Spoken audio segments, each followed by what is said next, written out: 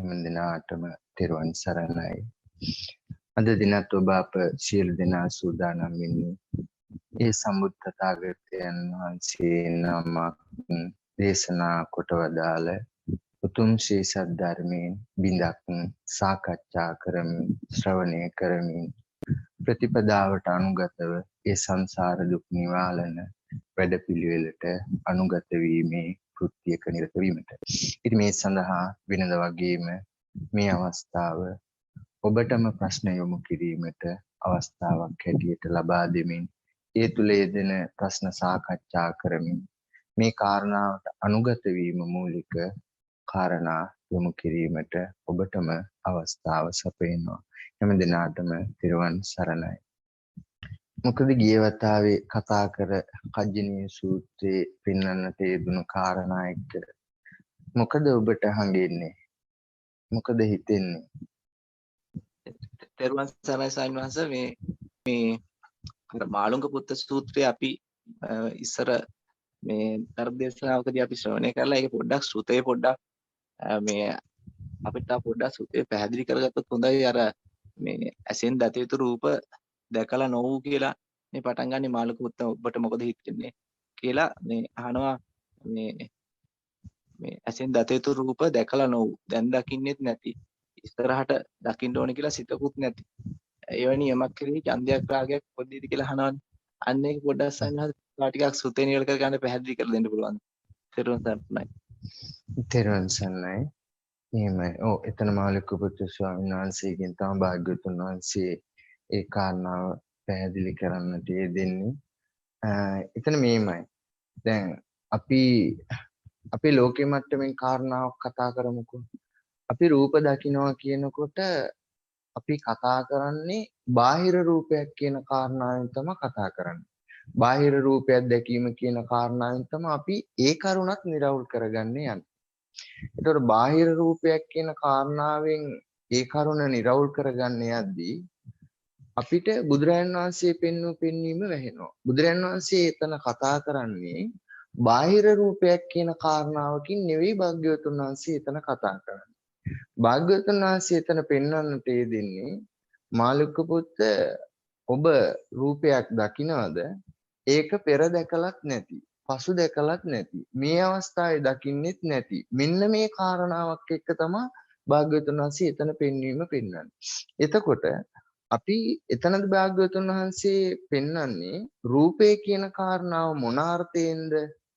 රූප වේදනා සංඥා සංකාර විඥාන කියන මෙන්න මේ ධර්ම ස්වභාවයෙන් තමයි භාග්‍යවතුන් වහන්සේ එතන පෙන්වන්නට යෙදෙන්නේ. හැබැයි අපි ඒක නිරවුල් කරගන්නේ මේ බාහිර භෞතික රූපයක් කියන කාරණාවෙන් තමයි නිරවුල් කරගන්නේ. එතකොට භාග්‍යවතුන් වහන්සේ පැහැදිලි කරන්නේ මොන පැත්තක්ද? රූප වේදනා සංඥා සංකාර විඥාන කියන කාරණාවෙන් තමයි භාග්‍යවතුන් වහන්සේ එතන පැහැදිලි කිරීමක් කරන්නේ. ඒන්තර භාග්‍යවතුන් වහන්සේ කොතනකවත් බාහිර රූපයක් කියන කාරණාවෙන් ධර්මයේ කතා කරන්නේ නැහැ.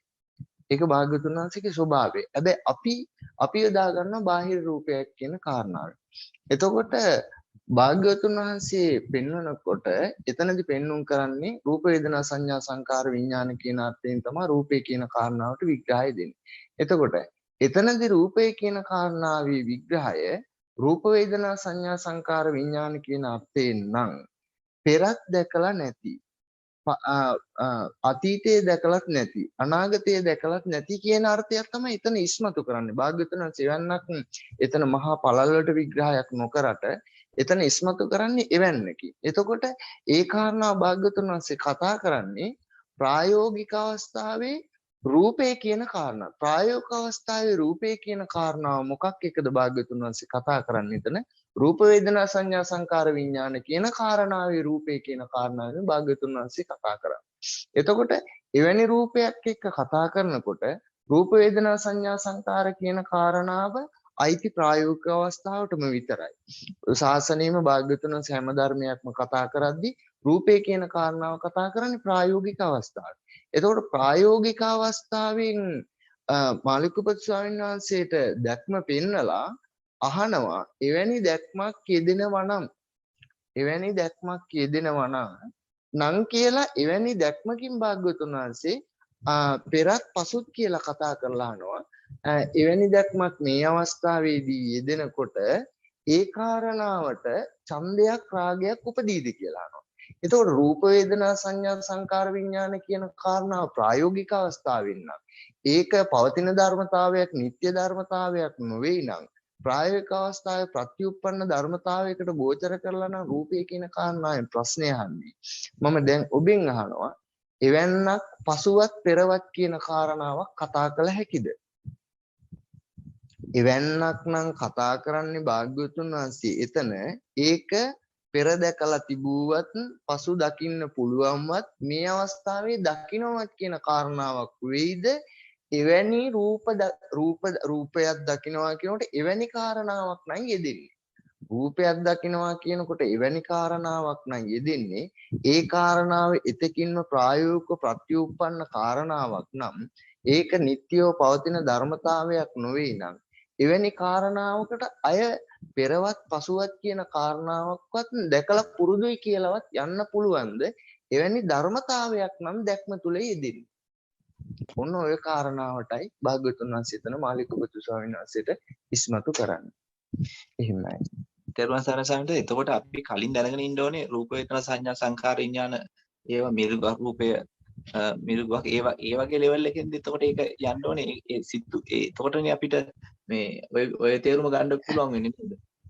එහෙමයි සංඝවත මෙහිමයි. දැන් එතනදී මාළිකපුත්තු ස්වාමීන් වහන්සේට ඒක කියනකොට මාළිකපුත්තු ස්වාමීන් වහන්සේ එතනට ඒ කරුණට අනුගත වුණා නම් අනුගත වෙන්න නම් කියන්නේ ඒ කරුණටකම රූප වේදනා සංඥා සංකාර විඥාන කියන කාරණා රූපේ කියන නිර්වචනයේ අර්ථාන්විත බවට නම් අනුගත වෙන්නේ. එතකොට එතකින් මේ කාරණා රූප වේදනා සංඥා සංකාර විඥාන බවින් ප්‍රායෝගිකයි නම් ආයි මොකකටද යවෙන්නේ? ආයි යවෙන කතාවක් කතා කරන්න බෑ. එතකොට පෙර අපි රූප වේදනා සංඥා සංකාර පෙනගුලියක් දිය බුබුලක් වශයෙන් මේ විදිහට කාරණාවක් අපි යොදා ගන්න ඕනේ නැහැ. මොකද එතන ඒ අවස්ථාවට කතා කරන්නේ. එතකොට ඒ අවස්ථාවට කතා කරනකොට ඒ අවස්ථාවේ එවැනි කෘත්‍යයක් වෙනවා නම් ආයේ යාමක් යෙදෙයිද පෙර දැකලවත් පසු දකින්නවත් මේ අවස්ථාවේ දකින්නවත් කියලා එකක් යෙදෙන්න පුළුවන්ද? එහෙම යෙදෙන්න බෑනේ. ඉතින් ඔන්න ඔතනටයි එතන භාග්‍යවතුන් වහන්සේ පැහැදිලි කිරීම කරන්නේ. එතකොට අපිට පෙර ඒක දැනගෙන ඉන්න ඕනේ කියන කාරණාවක් නැහැ. ඒ ඇසීම තුළ ඒ කරුණින් නම් චින්තනය ඒ කරුණ ඇහුණ කාරණාව තුලින් නම් තුල චින්තනයෙන් නම් දැක්මේ දෙන්නේ කිව්ව කාරණාව එතකින්ම ඒ කරුණින්ම ඉක්ම වුණානේ. ඒ කරුණින්ම ඉක්ම වුණා කියනකොට ආයි පෙරවත් පසුවත් වර්තමානයේ දකින්නවා කියන එකක්වත් යෙදෙවිද? යෙදෙන්න බැහැනේ. ඔව් ඉතින් ඔන්න ඔතනින් යෙදෙන්නේ නැහැ. එතකොට පසු දකින්නවා කියන එක දාගන්න එපා. ඒ මොකද ඒ වෙලාවේ ඒ අවස්ථාවටනේ. එහෙමනම් පෙර රූප වේදනා සංඥා සංකාර විඥාන කියන කාරණාව හිස් බවකින් දැකලා තිබුණා නම් එවැනි ධර්මයක් එයාට කියන්න ඕන වෙන්නේ නැහැ. එතකොට ඒ අවස්ථාවට තමයි ඒ අවස්ථාවේ දැක්මට තමයි ඒ කාරණාව කියන්නේ. එහෙමයි. අවසන් වහන්සේ සෑහෙන දුරට වැටුණා. දැන් ඊට පස්සේ ඒ ටික අහලා ඉවරලා මාළිකපුත්ත ස්වාමීන් වහන්සේ කියවනේ ඇලුණු සිතින් මේ සිහියෙන් ඇලුණු සිතින් සිහියෙන් විදින්න කියලා මේ කියන්නේ ඇලුණු සිතින් සිහියෙන් මේ විදින්න කියලා කියන්නේ විදිනවා මේ හැබැයි මේ නොඇලුණු සිතින් විදින්නේ අපි සිහියෙන්. එතකොට දැන් ඔය වගේ අපි හික්මුනහමනේ මාළිකපුත්ත ස්වාමීන් වහන්සේ අරහත් භාවයට පත් වුණේ විදිහට හික්මිලානේ. එතකොට දැන් එතකොට ඒ විදිහට හික්මනකොට ඒ හික්මිලාන් ස්වාමීන් වහන්සේ මේ රහත් භාවයට පත් වුණේ. එතකොට අපි දැන් සාමාන්‍ය ජීවිතේ දැන් අපි නිකන් පොඩ්ඩක් try කරන විදිහට පොඩ්ඩක් අපි කියමු රූප දකින්නකොට අර level එක ගන්නේ කොහොමද කියලා පොඩ්ඩක් පැහැදිලි කරගන්න පුළුවන් වේද අපිට දැන්. ඒ විදිහට ඇලුම් සිතින් විදින්නේ ඒ ටික පැටලෙන්න පොඩ්ඩක් කරගන්න. ඒ කියන්නේ අපි අර ඉස්සලා කතා කරපු කාරණාවට මේකෙන් යොමු වෙන්නේ කොහොමද කියන එකද? ඔව් ස්වාමීන් වහන්සේ. ඔව් එතනට යොමු වීමටම තමයි අර මාළුක්‍යපති ස්වාමීන් වහන්සේ විග්‍රහයක් කරනවනේ ගාථා 12ක්. එතකොට අසංග මහත්තයා අර ඔයා දැන් කතා කරේ දෙවිනියට කිව්ව ගාථා 6 පළවෙනි ගාථාව තමයි ඔයා මතක් කරන්නට යෙදුනේ. එතකොට ඔයා කියන්නේ රූප දකින්නවා නමුත් සිහියෙන් නොඇලුණු සිතින් විඳිනවා. ඔන්න ওই කාරණාව නිසා තමයි අරිහත් භාවයට පත් වුණා කියන එක ඔයා ඉස්මතු කරන්නට යෙදුනේ. හැබැයි බුදුරජාණන් වහන්සේගේ ඒ බුදුරජාණන් වහන්සේ අනුමත කර කාරණාවේ ඕක ගන්නට ඉස්සෙල්ලා මානසිකාරය තුල වෙන කාරණාවක් තියෙනවා. මොකද්ද? මානසිකාරය තුල වෙන කාරණාව තමයි පළවෙනිම ගාථාව. ඔව්. පළවෙනි විග්‍රහය තියෙන්නේ. පළවෙනි විග්‍රහය ප්‍රායෝගික වීමයි ඔයා කියපු ගාථාවේ විග්‍රහය අර්ථවත් වීම. පළවෙනි ගාථා 6 අතෑරලා දැන් ඔයා ගත්තේ පළවෙනි ගාථා 6 අතෑරලා දෙවෙනි කාරණාවෙන් තමයි ඔයා පැහැදිලි කිරීම අරිහත්ත්වයට පැහැදිලි කරගත්තේ. ඔව්. හැබැයි එතන දේශනාවේ පෙන්වීම තමයි පළවෙනි ගාථාවේ පළවෙනි කාරණාව ප්‍රායෝගික වීම කියනකොට ඊතුරු සියල්ල. පළවෙනි ගාථාවේ රූපන් දිස්සා සතිමුට්ඨා ප්‍රියනිමිත්තම් මනසිකරෝති මෙන්න මේ පළවෙනි කාරණාව මේ කරුණෙන් ප්‍රායෝගික වීම තමයි නසෝ රජ්‍යති රූපේසු කියන විග්‍රහය. ඔව්. එතකොට පළවෙනි එක දෙවෙනි එකට යන්න බෑ. දෙවෙනි එක කියලා කියන්නේ Nirodhe.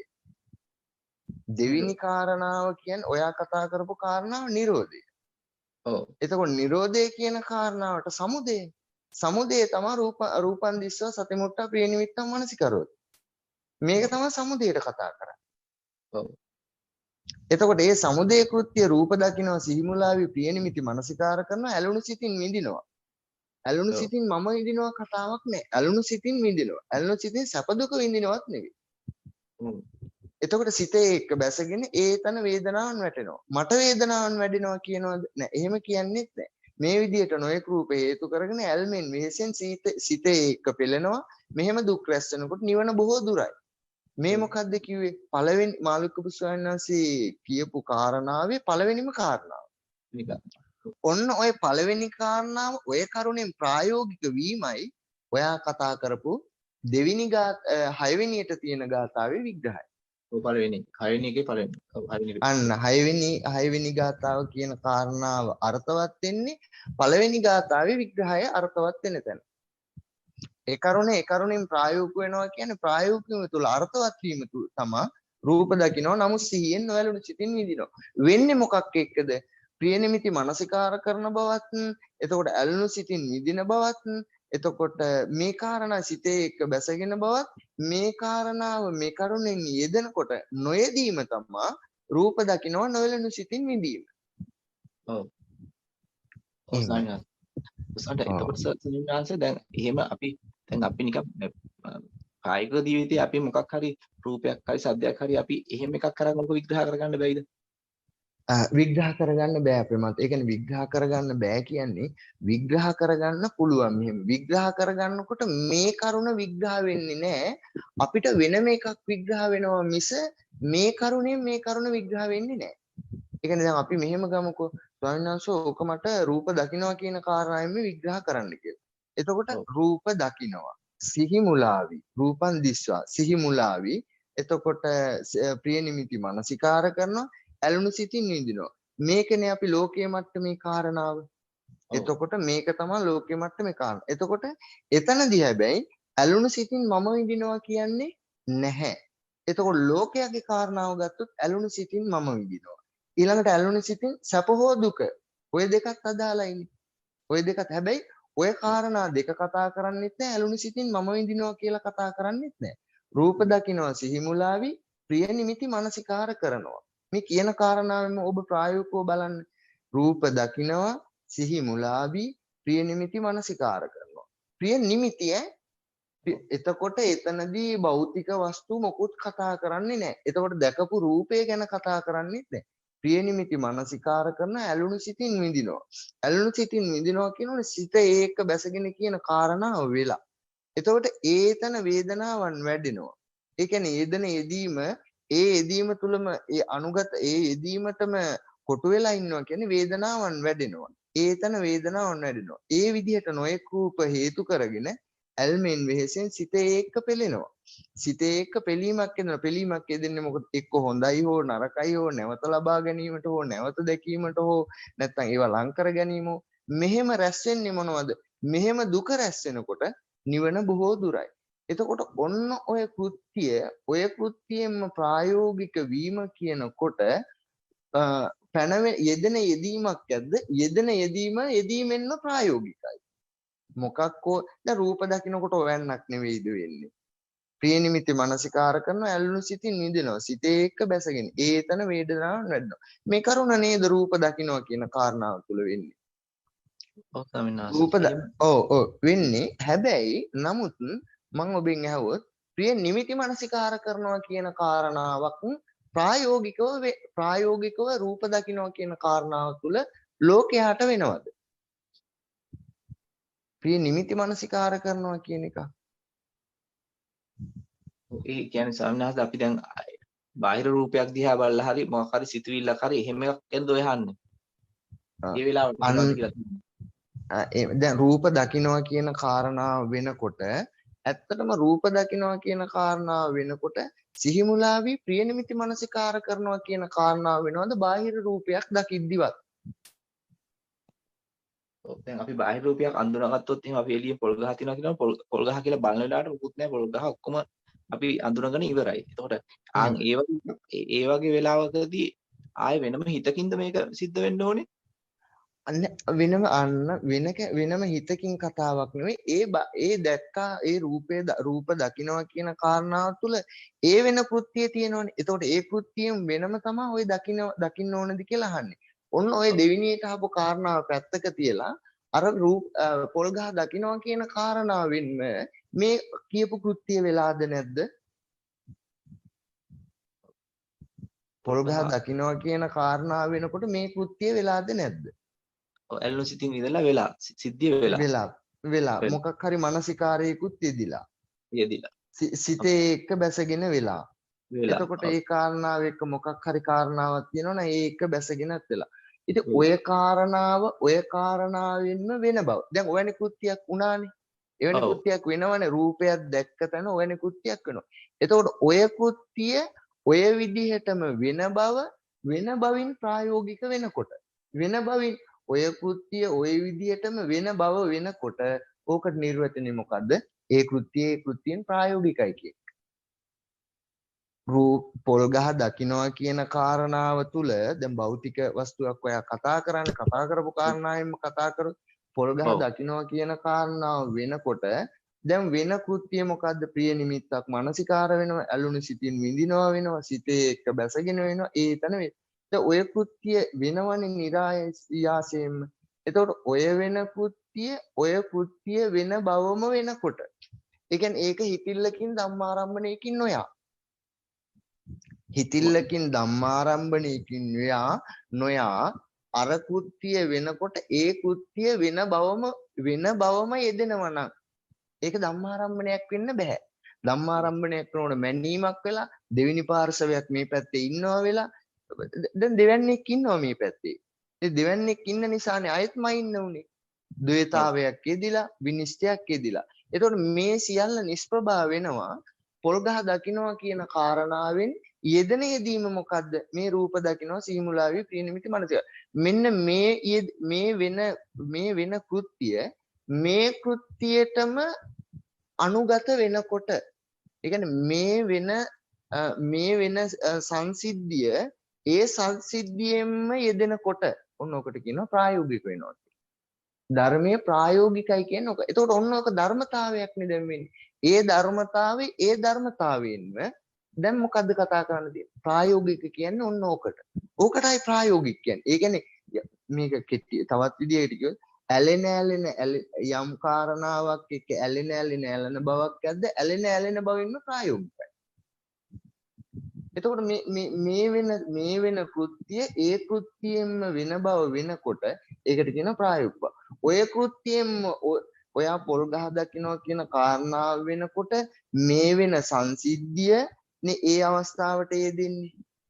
මේ වෙන සංසිද්ධියනේ පොල් ගහ දකින්නවා කියන අවස්ථාවට වෙන්නේ.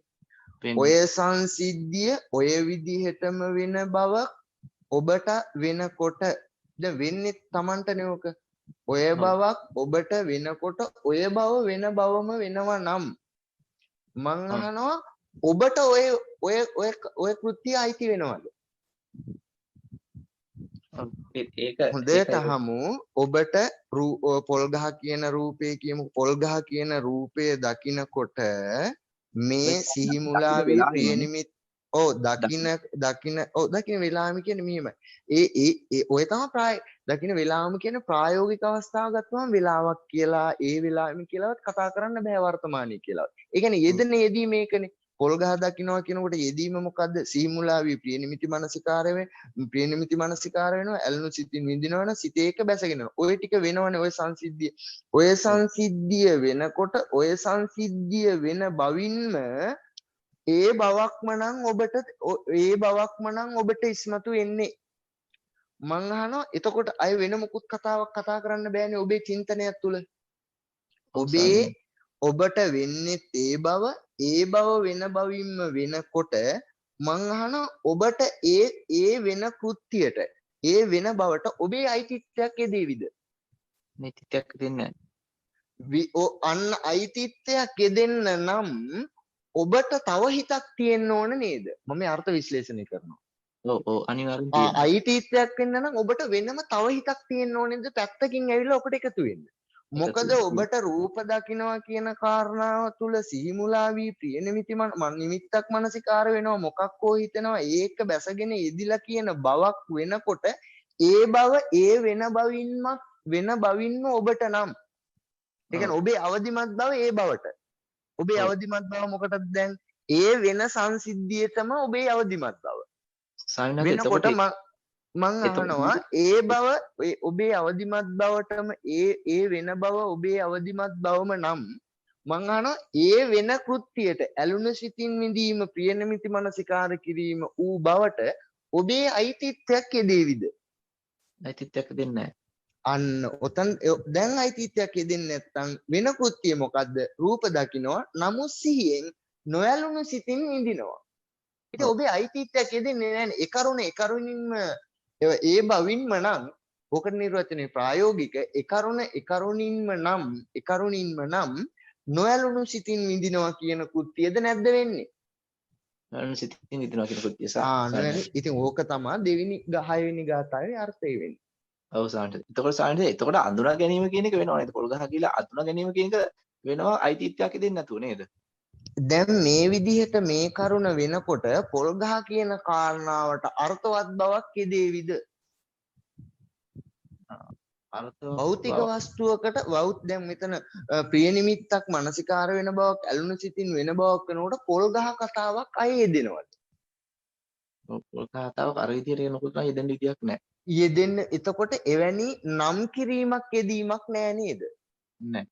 එවැනි හඳුනා ගැනීමක් කියන කාරණාවට අර්ථයක් යෙදෙවිද? හඳුනා ගැනීම කියන කෘත්‍යයට ඒ අවස්ථාවේ අර්ථයක් යෙදෙවිද? හඳුනා ගැනීම කෘත්‍යයට අර්ථයක් දෙන්නේ නැහැ. ඒකට ඒ වැඩේ කරනවා පොල් ගහේ. දැන් ඒ අවස්ථාවේ දැකපු රූපය පෙර දැකලවත් පසු දැකලවත් දැන් දැකලවත් කියලා හඳුනා ගැනීමක් යෙදෙවිද? එහෙමනම් නෑ නේද? ඔයා අහපු පළවෙනි ප්‍රශ්නෙට උත්තරේ ඕක. ඔව්. හැබැයි අපි ඒ විදිහට ගත්තොත් නෑ සාමාන්‍යයෙන් මේ එතකොට අපි මේ පරණ දැනුමින් තමයි ඒවා සාමාන්‍ය විදිහට වෙන්නේ අර 100 නේ සාමාන්‍යයෙන් අඳුන ගන්න වැඩ කරන්නත් පුළුවන් ඒ විදිහට නේ සාමාන්‍යයෙන්. ඔව් එහෙම දෙයක් නෑ. දැන් ඒ කාරණාව ඒ කරුණෙන්ම ප්‍රායෝගික වෙනකොට ප්‍රායෝගික වෙන්නේ මොකද්ද? ඇලුණු සිතින් විඳින බවත් ප්‍රියනිමිති මනසිකාර කරන බවත් තමයි ප්‍රායෝගික වෙනවා කියන කාරණාව තුල කතා කරන්නේ. හැබැයි පොල් ගහ විදියමයි. ඉතින් ඒක දැකීම තුල අතුලාන්තයේ ආධ්‍යාත්මය වෙන කෘත්‍යය තමයි ප්‍රායෝගික වෙන්නේ. පොල් ගහ බවින් එහෙම්මමයි. එතකොට හඳුනා ගැනීම කියන කාරණාව බාහිරත් එක්ක නෙවෙයිනේ කතා කරන්නේ. සංඥාව අනිත්‍යයි කියන්නේ රූප වේදනා සංඥා සංකාර විඥාන එක්ක සංඥාවයි අනිත්‍ය කතා කරන්නේ භාග්‍යවතුන් වහන්සේ. එතකොට රූප වේදනා සංඥා සංකාර විඥාන කියන කෘත්‍යයෙන් අනිත්‍ය කියන කාරණා සංඥාව අනිත්‍ය වෙනකොට ඔබ දැන් ඒ කෘත්‍යය තුල හඳුනා ගැනීම ප්‍රියනිමිති මනසිකාර කරනවා ඇලුණු සිතින් විඳිනවා කියන කාරණාවෙන් යෙදෙනේදීම හඳුනා ගැනීමට අරවැනි අර්ථාන්විත බවක් නොයෙදෙනකොට ඒ කෘත්‍යයට හඳුනා ගැනීම අනිත්‍යද නැද්ද? ඒ කෘත්‍යයට අනිත්‍යයි. ඒ කෘත්‍යයට අනිත්‍ය. අපි අනිත්‍ය බලාපොරොත්තු වෙන පිට භෞතික වස්තුන් එක්ක හඳුනා ගැනීමට. ඉතින් මේ ආධ්‍යාත්මයේ කෘත්‍යයට ආධ්‍යාත්මයේ ප්‍රායෝගිකව පච්චුප්පන්න වෙන කෘත්‍යයට ඔය බවින් ප්‍රායෝගික වෙනකොට ඉතින් ඒ කෘත්‍යයෙන් හඳුනා ගැනීම අනිත්‍ය වෙනකොට භෞතික වස්තු නැහැ කියන්නත් බෑ තියනවා කියන්නත් බෑ ඒවා ඒ විදිහටම. ඒ විදිහටම. ඉතින් ඒ කරුණක් එක්ක අයිතිත්වයකින් යන්නේ නැහනේ. ඒ කියන්නේ ඒ කාරණාවක් එක්ක අයිතිත්වයකින් යන්නේ නැහනේ බාහිර කාරණාවක් එක්ක. ආධ්‍යාත්මයේ යෙදෙන යෙදීමෙන්ම බවක් වෙනකොට එතකොට භෞතික දේට යන්න ඉඩක් හැරේවිද? නෑ. භෞතික දේට යන්න ඉඩක් හැරෙන්නේ නැහෙනේ. ඔව්. ඉතින් ඔය කාරණාවෙම තමයි සංඥාව අනිත්‍යයි කියන්නේ. දැන් මේ අර්ථ විශ්ලේෂණයක් කියන්නේ ඔව් කියලා ධම්මඤ්ඤත්තා වෙලා මේ කියපු කාරණාවේ läග ගන්න නෙවෙයි. එහෙනම් මේක කොහොමද වෙන්නේ කියන කාරණාවෙන් තමයි විතක්ෂණයේ යෙදී යුත්තේ. එහෙමයි. එතකොට මේ තමයි වෙන්න ඕනේ කෘති. එතකොට බලන්න දැන් පළවෙනි රූපන් දිස්වා කාරණාවේ රූප දකින්නවා සීමුලාවේ ප්‍රේනිමිති මනසිකාර කරන ඇල්නු සිතින් මිදිනවා කියන කෘත්‍යයෙන් කියන කෘත්‍ය වෙනකොට ඒ කෘත්‍යයෙන්ම ඒ වෙන බවක් නම් ඔබේ අවදිමත් බව ඒ වෙන කෘත්‍ය. දැන් ඕක වෙන්නේ බාහිරත් එක්කද? දැන් මට කියන්න ප්‍රේනිමිති මනසිකාර කිරීම ඇල්නු සිතින් විඳීම බාහිරට දායිති ආධ්‍යාත්මයේ පැත්තට දායිති. ආධ්‍යාත්මයේ පැත්තට ප්‍රියනිමිති මනසිකාර කිරීම ඇලුණු සිතින් විඳීම සිතේ එක්ක බැස ගැනීම කියන එකයිති ආධ්‍යාත්මයේ මටද නැත්තම් මේ හිත කියන කාරණාවේ යෙදෙන යෙදීමද මේ දැන් තියෙන කාරණාව යෙදෙනේදී ඔය හිත කියන කාරණාවේ යෙදෙන යෙදීමක් නේද ප්‍රියනිමිති මනසිකාර කරනවා ඇලුණු සිතින් විඳිනවා ඒක සිතේ එක්ක බැසගෙන ඒතන වේදනාවන් වැඩෙනකොට මේ කෘත්‍ය වෙනකොට මේ කෘත්‍යෙම වෙන බව ආධ්‍යාත්මයේ සිත කියන කාරණාවත් එක්ක වෙන කෘත්‍යයක් නේද ඒක. ඔව්. එතකොට ඔය කෘත්‍යයෙන්ම වෙන බවින් ඔබ අවදිමත් නම් ඔය කෘත්‍ය තමන්ගේ ආධ්‍යාත්මය කියලා තමන් හඳුනාගත්ත මම කියන කාරණාවේ කයට අයිති දෙයක්ද? නෑ. ඒකත් අර සිත විදියට බැලුවාම එහෙම දෙයක් නෑ. අජ්ජත් බහිද්ද දෙකම ඉක්මවනේ. ඉක්මවනවා. අජ්ජත් බහිද්දයි දෙකම කතාවක් නෑනේ යාට. නෑ කතාව. උසාවිනා. දෙකම කතාවක් නෑ. දෙකම ඉක්මවා. ඉතින් එතකින් දන්නවා මේමයි නිවනට මඟ කියලා. ඉතින් ඒ කෘත්‍ය වෙනකොට ඔය කෘත්‍යෙම වෙන බව වෙනකොට ඒත් රූප දකින්නවා. නමුත් දැන් සිහියෙන්ද නැද්ද? සිහියෙන් දැන් මම මේ 6 වෙනි ගාථාව ඒතකොට කතා. එතකොට අර කෘත්‍යෙම වෙන බව එයා ගැන පිට ඉඳන් කතා කරන්න තියෙන්නේ මොකද්ද? එයා සිහියෙන්ද නැද්ද දැන්? දැන් සිහියෙන් ওই බවින් දැකීම කියලා සයින්වහන් දේශනා ඕක තමයි නේද? මේ ඕක තමයි මම අර්ථ විශ්ලේෂණය කරලා හරි ලස්සන සූත්‍රයක්. ඒ සූත්‍රය හරි ගැඹුරු සූත්‍රයක්. කමටහනක් ඒ සූත්‍රයෙන් එහෙම පිළි නැත්තම් මාළුක්‍ය ස්වාමීන් වහන්සේ ඒක ඒ භාෂිතේ දරන් ගිහලා අරිහත් වෙලා එන්නේ නැහැනේ. කමටහනක් නෙවෙයින. මේවා ඒකනේ මං කිව්වේ මේවා අපිට කමටහන් කරගන්න රූපන් දිස්සා සද්දන් සුත්තා ගාථා රසම්බොත්තා පස්සම්පුස්ස ධම්මඤ්ඤත්ත මේවා පාඩම් කරගන්න ඒත් එක්ක අවසන්. එකයි නිකන් නෙමෙයි. එතකොට දැන් දැන් ඒත් එයා විඳිනවනේ. ඒ කියන්නේ ඒ විඳිනවා කියන්නේ එතනදී විඳිනවා කියලා කතා කරන්නේ. එයා එතනදී දැන් ඔබ ඒ විදිහට ප්‍රායෝගික ඒ වෙන බව ඒ සිතේ ක්‍රියාවෙන්ම වෙන කෘත්‍ය වෙන බවින්ම නම් ඔබේ අවදිමත් බව ඔබ ඒ කෘත්‍ය වෙනකොට අවදිමත් බව තුල ඒ කෘත්‍යයෙන් විඳිනවද නැද්ද? ඒ කෘත්‍යයෙන් විඳිනවා. හැබැයි ඔබේ සිත එක්ක ඔබ ඇලිලාද? ඒ වෙලාවට සිත ඇලිලා නැතුව ඉඳින්නේ නේද? ඉතින් නොඇලුණු සිතින් මිදිනවා කියන කෘත්‍ය වෙනවනේ. වෙනවානේ. ඉතින් සිතේ යෙදෙන ක්‍රියාව එක්කමනේ ඔබ ප්‍රායෝගික. ඉතින් ඕකට කියන සිතේ ක්‍රියාව දකින්නවා කියලා. ඉතින් දැන් සිත ඒක බැසගෙන වෙයිද? දැන් ඒ විදිහට වෙනකොට සිත අර පොල්ගහ කියන රූපේ කියන කාරණාවත් එක්ක බැසගෙන වෙයිද? කොහොමද බැස ගන්නෑ. ඉතින් මෙහෙම රූප දකිමින් ජීවිතය ගත කරනකොට ඉතින් ආයේ දුකක් රැස් වේවිද? ඒ කියන්නේ අයිතිත්වයක් යෙදිලා කරුණක් යෙදෙන්නේ නැහැනේ සිතේ ක්‍රියාවට. එතකොට දුකක් රැස් වේවිද ආයේ? නෑ නෑ. ඒක තමයි සමහරවිට හැඟීමකින් නොවන සික්මීමක් වන්න කියන්නේ. දිත්තේ දිත්තමත්තන් කියන්නේ හැඟීමකින් නොවන හික්මීම තමයි. හැඟීමකින් නොවන හික්මීම එහෙමයි. එහෙම නැතුව පොල් ගහ දකින්නකොට නැත්නම් අපි සමහරට මෙහෙම එහෙම නැතුව පොල් ගහ දකින්නකොට කියනකොට පොල් ගහ වෙන්නත් බෑ. අර දිග උස ගහ වෙන්නත් බෑ. පොල් අතු වෙන්නත් බෑ. දිත්තේ දිත්තමත්තන් වෙන්න ඕනේ. එහෙම එකක් නෑ සාසනේ භාග්‍යවතුන් වහන්සේ පෙන්වන්නේ. පොල් ගහමයි. නැත්තම් භාග්‍යවතුන් වහන්සේ කොහොමද ආනන්ද ස්වාමීන් වහන්සේ මඳුරගන්නේ? දැන් හැමදාම උදේට නන් ටික කියන්න වෙයි. මේ සාරිපුත් ස්වාමීන් වහන්සේ මේ ආනන්ද ස්වාමීන් වහන්සේ කියලා නම් කරන්න වෙයි. ඒ කියන්නේ දිත්තේ මත හරියත්නේ කොහොනේ භාග්‍යවතුන් වහන්සේගේ ඥානේන චසත්‍ය ඥාන වලින් භාග්‍යවතුන් වහන්සේ කියලා නම් කරන්නේ තථාගතස්ස බෝධියත්තේ. නැත්නම් උදේට මේ තමා ජේතවනේ මේ පින්නපාතේ වඩින පාර මේක කියන ඊළඟ දවසේ වරදිනවන්නේ නැත්තම්. එහෙම එකක් නෑ. මේ වෙන සිතේ යම් ක්‍රියාවක් වෙනවද ක්‍රියාවෙන්ම වෙන බවින් නම් අවදිමත් එයාට කියනවා සිහියෙන්. එහෙමයි. දැන් බලන්න ඒ කෘත්‍ය බාහිරට කතා කරන්නම් බැහැනේ. ආධ්‍යාත්මයට කතා කරන්න පුළුවන් කියන කාරණාවක් ඔබ තුල තියෙන්නේ නැති මම විග්‍රහය කරගෙන ඉන්නේ. හැබැයි ආධ්‍යාත්මයේත් ඒ කාරණාව දැන් පැහැදිලි කරන් පස්සේ ආධ්‍යාත්මයේත් මම කියන කාරණාවට අයිතිත්වයක් වෙනවද ඒකට? යෙදෙන්නේ යෙදෙන්නේ. ඉතින් අජ්ජත් බහිද්ද දෙකම ඉක්මුවා. සිතේ ක්‍රියාවෙන් ප්‍රායෝගිකයි. ඉතින් ඕකට ওই ප්‍රායෝගික බවට කියන පටිච්චසමුප්පාද ධර්මයේ ප්‍රායෝගිකයි. එහෙමයි. මේ මං අර්ථ විශ්ලේෂණයක් කරේ. ඒතකොට දැන් මේක අර සමාදම් කරා වගේ වුණ අර්ථ විශ්ලේෂණය කරද්දී ඒ කියන්නේ ඔබ අහපු විදියත් එක්ක මට ඔබේ කෝණයට කතා කරන්න බෑ. ඔබ අහන්නේ මේක පැහැදිලි කරගන්නයි අහන්නේ. ඔබේ කෝණය අල්ලලා කතා කරන්න බෑ මට සත්‍යයට. දැන් අසංක මහත්තයා අහපු කාරණාවල්. ඒ කියන්නේ මට එවැනි පැහැදිලි කිරීමක් කරන්න බෑ. නැත්තම් මං ඔබේ කෝණයටයි කතා කරන්න ඕනේ. ඒ කියන්නේ දස කතාව කියනකොට ඔබ ප්‍රශ්නයක් අහනකොට කවුරු හෝ කල්යාණ මිත්‍රයෙක් කතා කර යුත්තේ ඔබ අහන ප්‍රශ්නය තුල කෝණයට. හැබැයි මේක ප්‍රශ්නය තුල කෝණයට ඔබේ කෝණයට පැහැදිලි කරනවට එහා මේක අර්ථ විශ්ලේෂණය කිරීම වටිනවා කියන තැන ඉඳන් මම අර්ථ විශ්ලේෂණයක් කරා ඔබට කරලා මම දැන් ඔබට කියනවා මේක සමාදම් වෙන්න එපා. මේ විදිහට කොහොමද වෙන්නේ කියන මේ ගැඹුර වටහාගෙන ඒට අනුගත වෙන්න කියන එක අවසානයේට මම දැන් ඔබට මතක් කරනවා. තෙරුවන් සරණයි බොහෝම පිං. තෙරුවන් සරණයි ගෞරවනීය ස්වාමීන් වහන්සේ.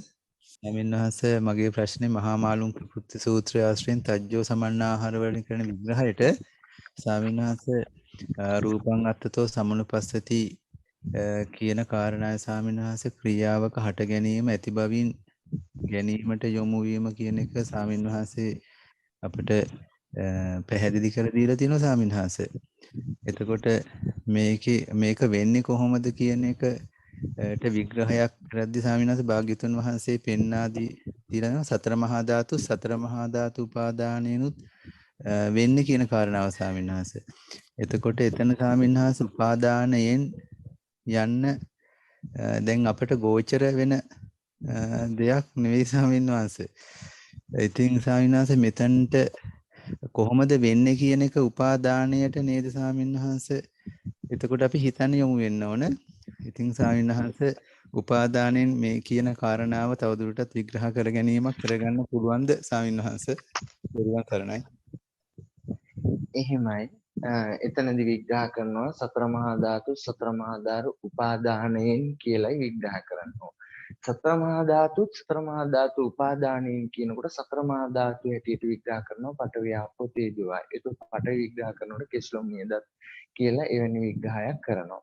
එතකොට ඒ කාරණාව තුළ උපාදානය කතා කරන්නේ වර්තමාන ප්‍රායෝගික අවස්ථාවෙන් නෙවෙයි.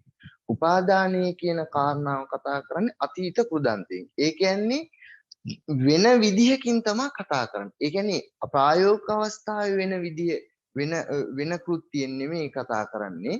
වෙන විදිහකින් කතා කරනවා. වෙන විදිහකින් ප්‍රායෝගික අවස්ථාවට කතා කරනවා උපාදාය රූපං කියලා.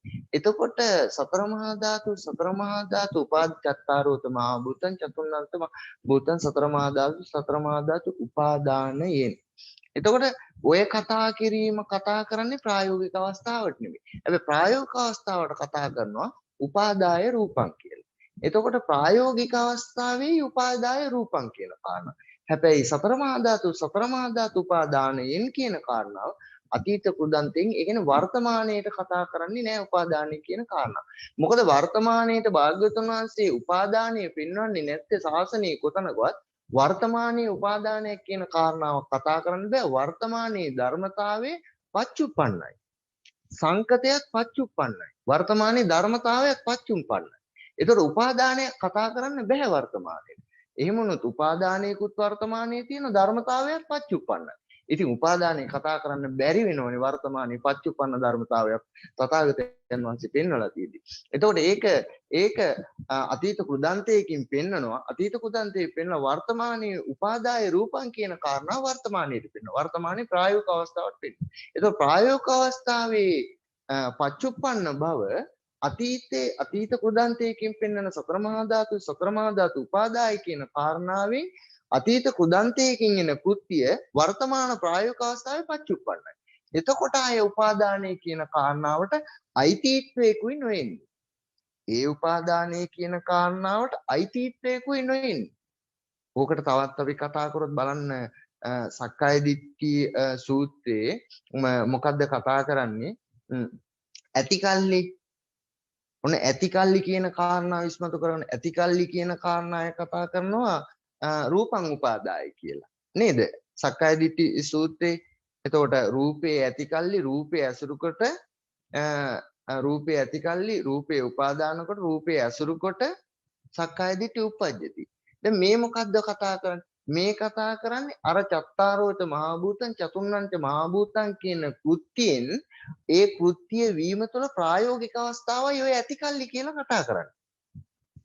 බුදුරජාණන් වහන්සේ චත්තාරෝච මහා භූතං චතුන්නංච මහා භූතං කියලා කතා කරන කාරණාවෙන් උපාදාය රූපම් පෙන්වන උපාදාය රූපං කියන ප්‍රායෝගික අවස්ථාවෙන ඔය ඇතිකල්ලි කියන කාරණාව කතා කරන්නේ. ඒක ඇතිකල්ලි කියන කාරණා වෙනුයි බුදුරජාණන් වහන්සේ ධර්මයේ පෙන්වන්නේ. ඇතිකල්ලි කියන කාරණා. ඒතකොට ඇතිකල්ලි කියන කාරණාව තමයි උපාදාය රූපං කියන අර්ථයෙන් යෙදෙන්නේ. ඉතින් උතන්ට මේක තමයි බුදුරජාණන් වහන්සේ පෙන්වන ධර්මතාවය. ඇතිකල්ලි කියන එක න්‍යාය එක්ක පෙන්වන්නේ. න්‍යාය එතන කතා කරන්නේ නැහැ.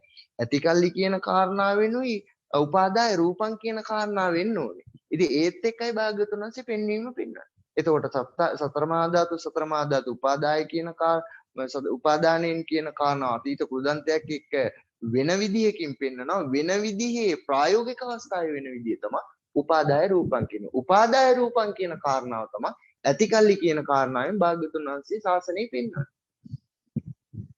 එහෙමයි. ඒත් එක්ක මොකද?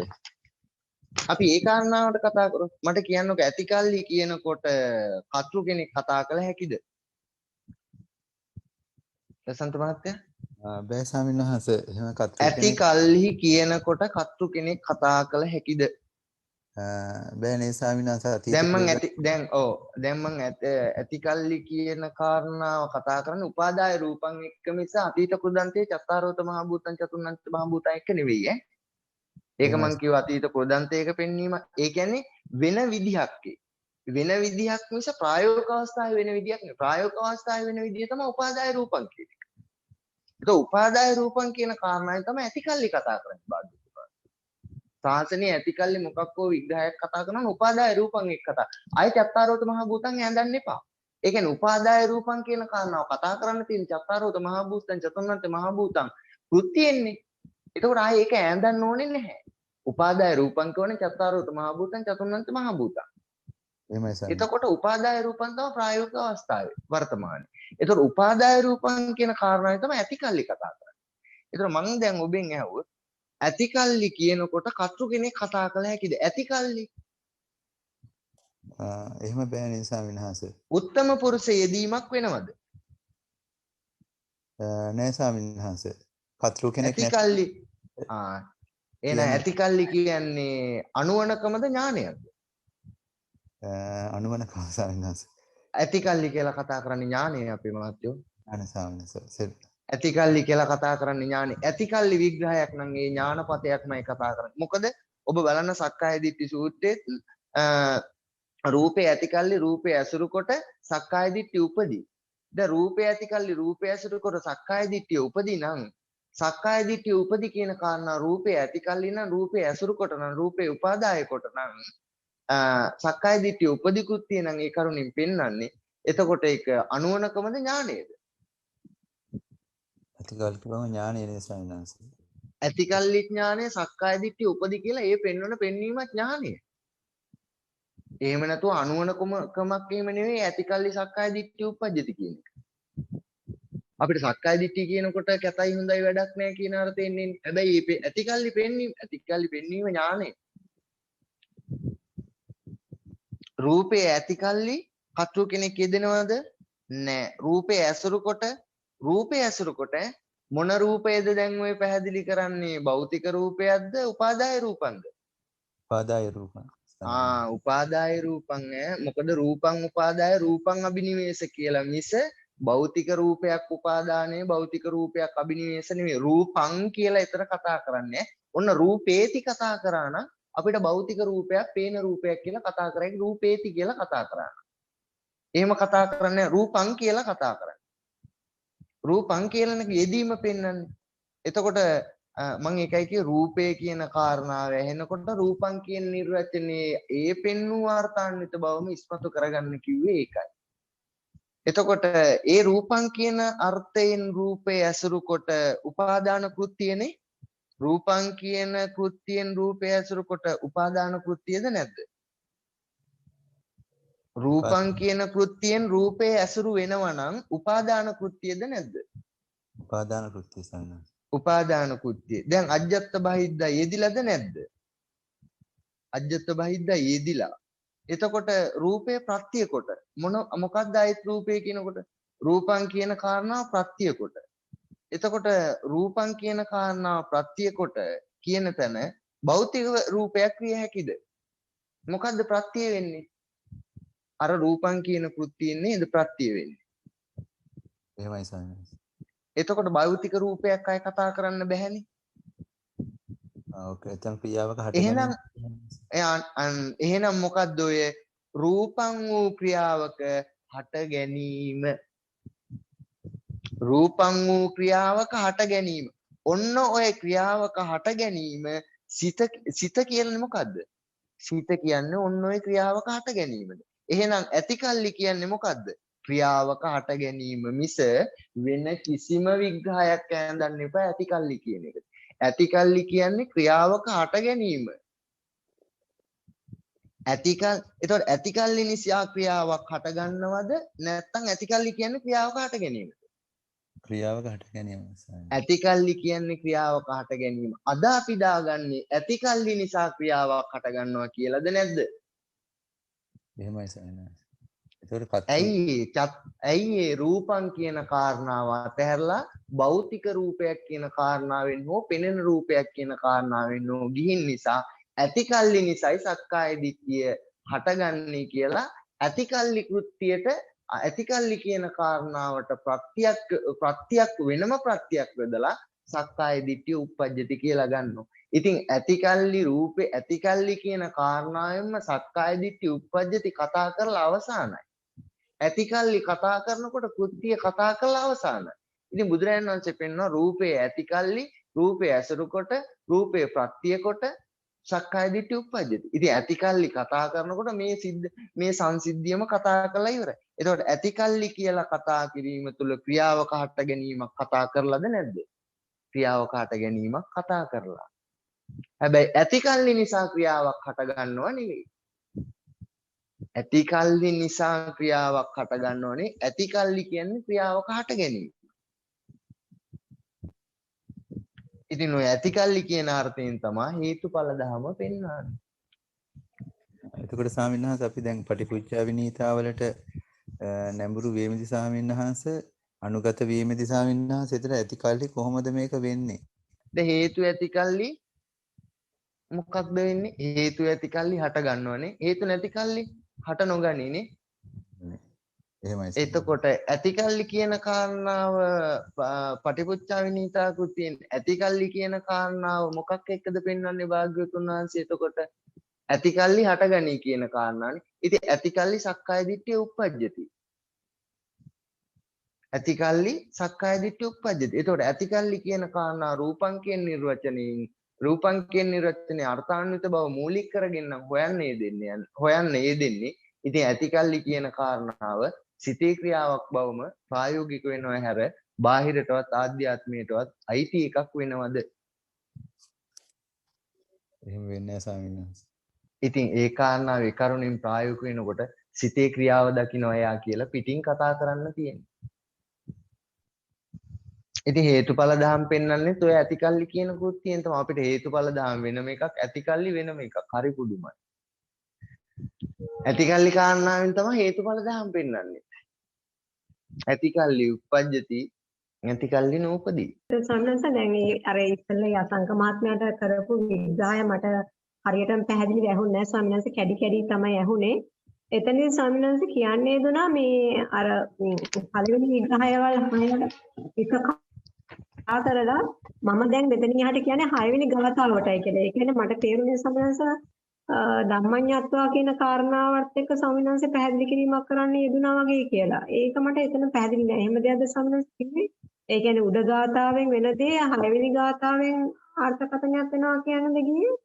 මම තේරුම් ගන්න හිටියේ උඩ ගාථා 6 අර්ථකථනය සිදුවීම වෙනකොට දෙවෙනි ගාථා 6න් තමයි ඒක ඉස්මතු වෙන්නේ කියන කාරණාවක් වගේ ස්වාමීන් වහන්සේ. තෙරුවන් සරණේම පළවෙනි ගාථාවෙන් කළ විග්‍රහය 6 වෙනි ගාථාවේ කෘත්‍යයෙන්ුයි පෙන්න 6 වෙනි ගාථාවයි පෙන්වන්නේ කියලා යෙදුණියම රූපං දිස්සා සතිමුත්තා පීනිමිත්තං මනසිකරති කියන කාරණාව ලෝකයේ මට්ටමින් වෙන විදියක් පැහැදිලි කරලා 6 වෙනි ගාථාව කියලා කතා කරේ ධම්මඤ්ඤත්වා කියලා කතා කරන්න කාරණාවක් තියෙනවනේ. ඒතකොට ධම්මඤ්ඤත්වා කියන කාරණාවත් එකයි මේ කෘත්‍ය ප්‍රායෝගික වීම. මොකද ධම්මඤ්ඤත්වා වෙනම කාරණාවක් වෙන්නේ නැහෙනේ. එතකොට ධම්මඤ්ඤත්වා කියන කාරණාව මොකක්ද? මොකක් හෝ අරමුණක් එක්ක යෙදිලා යන යෑමක්නේ. මොකක් හෝ එතකොට ඒ අවස්ථාවේ රූපං දිස්වා කියන කාරණාවේ කෘත්‍ය වෙනකොට රූප දකින්නවා සීමුල්ලාවි ප්‍රියනිමිති මනසිකාර කරනවා කියලා වෙනකොට ධම්මඤ්ඤත්වා කියන කාරණාවෙනුයි මේ කෘත්‍ය වෙන්නේ. මොකද ධම්මඤ්ඤත්වා ඇතෑරෙන්න බෑනේ. එතකොට ඒ කෘත්‍යයත් එක්කමයි මේ කෘත්‍ය වෙන්නේ. රූපං දිස්සා සීමුලාවි රූප දකින්නවා සීමුලාවි ප්‍රියනිමිති මනසිකාර කිරීම වෙන මොකක්වත් කාරණාවකින් නෙවෙයිනේ. එතකොට ධම්මඤ්ඤත්වා කියන කාරණාව එතනට කතා කළ යුතුයි. මොකද රූපං දිස්සා කියන කාරණාව කතා කරනකොට ගන්ධ රස පහස කතා කරන්න බෑ. හැබැයි අරමුණ කියන කාරණාවෙන්ම ප්‍රායෝගික වෙනවද නැද්ද? ස්වාමීන් ඒ කාරණාව නැවතත් ඒ අන්තිමට කිව්ව ටික නැවතත් පොඩ්ඩක් කියන්න ස්වාමීන් අනුකම්පාවෙන්. ඔව් පළවෙනි ගාථාව රූප දකින්නවා සිහිමුලාවි ප්‍රියනිමිති මනසිකාර කරනවා ඇල්ලුම් සිතින් විඳිනවා. මේ කෘත්‍ය මේ වෙන බව මේ වෙන බවින්ම නම් ඒ කෙනාගේ අවදිමත් බව ධම්මඤ්ඤත්වා කියන කාරණාවට ඉඩක් හැරේවිද?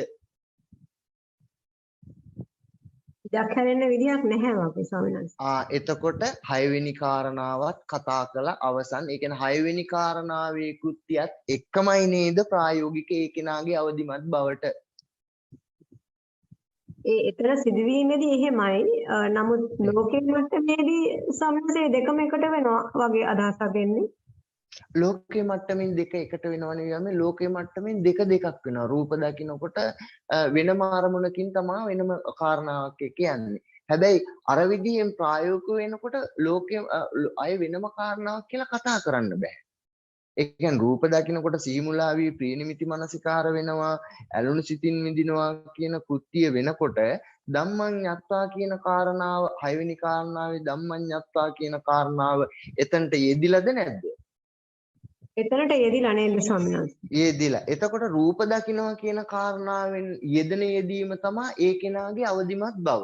එතකොට ඒ යෙදෙන යෙදීම තුළ ධම්මඤ්ඤත්තා කියන කාරණාවත් යෙදිලා තමයි අවදිමත් බව තුළ එයාගේ පිහිටීම. එතකොට ඒ කෘත්‍යයෙන් වෙනකොට ධම්මඤ්ඤත්තා වලට වෙනම ඉඩක් හැරිලා තියෙවිද? නැහැ ස්වාමීන් වහන්සේ නැහැ. වෙනම ඉඩ. එතකොට ඔන්න ඔය කෘත්‍යයෙන් වෙන බව අවදිමත් බවින් නම් එයාට නොවන කෘත්‍යය තමයි 7 වෙනි ගාථාව. අර කෘත්‍යයෙන් වෙනකොට 6 වෙනි ගාථාවේ කෘත්‍යයත් එක්කයි අවදිමත් බව. එතකොට නොවන කෘත්‍යය මොකද්ද? 7 වෙනි ගාථාව රූප දකින්නවා නමුත් සිහියෙන් නොඇලුණු සිතින් විඳිනවා.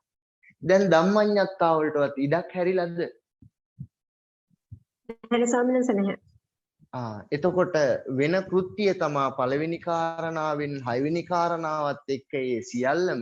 එතකොට නොවන කෘත්‍යය තමයි 7 වෙනි කාරණාව. 7 වෙනි කාරණාව නොවීම කතා කරන්න තියෙන්නේ පළවෙනි ගාථාවේ කාරණාව වීම හත් ධම්මඤ්ඤත්තා අමතක නොවි විය යුතුයි. ඒ කියන්නේ එයාට ඒක අමතක නොවි විය යුතුයි කියන එකක් කියන්න ඕනේ. මම ඔබට අර්ථ විශ්ලේෂණයක් කරන්නේ ධම්මඤ්ඤත්තා අතහැරෙන්න බෑ පළවෙනි ගාථාවේ කෘත්‍ය අපි සුතේ නිරවුල් කරගනිද්දී.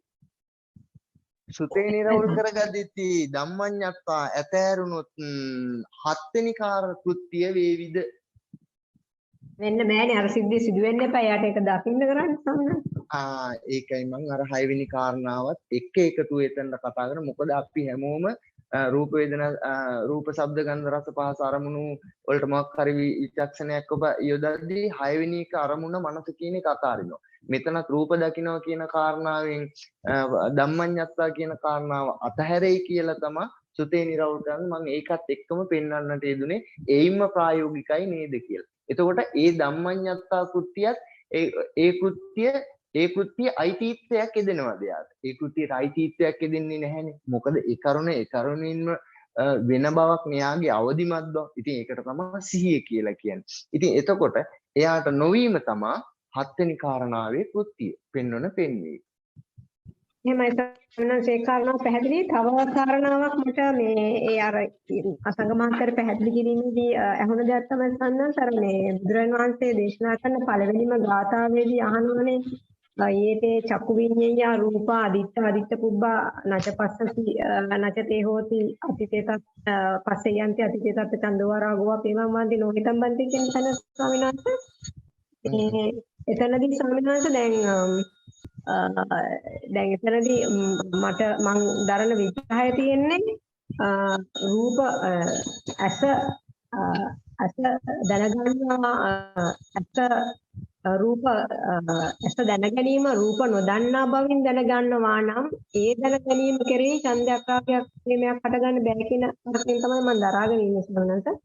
එතකොට එතනදී ස්වාමීනන්ත මේ ඇස දැන ගැනීම රූප දැනගන්න රූප නොදන්නවා බවින් නම් ඇස දැන ගැනීම රූප නොදන්නා බවින් නම් කියනකොට ස්වාමීනන්ත මේ එතනදී දැන් ඒ කෙනාට ඇහැට රූපයක් ගැටෙනකොට කියන කතාවද අදිත්ත පුබ්බා කියනකොට එතන ඒ පස්සයන්දී නජතේ පස්සයන්ති කියන්නේ ඒ අර්ථයන් ගන්න කොහොමද සමහරවිට මේ විග්‍රහයෙන් කැඩිටි කියන්නේ හරියට තේරුම් ගන්නේ නැත්නම් ඒක පොඩ්ඩක් පැහැදිලි කරන්න.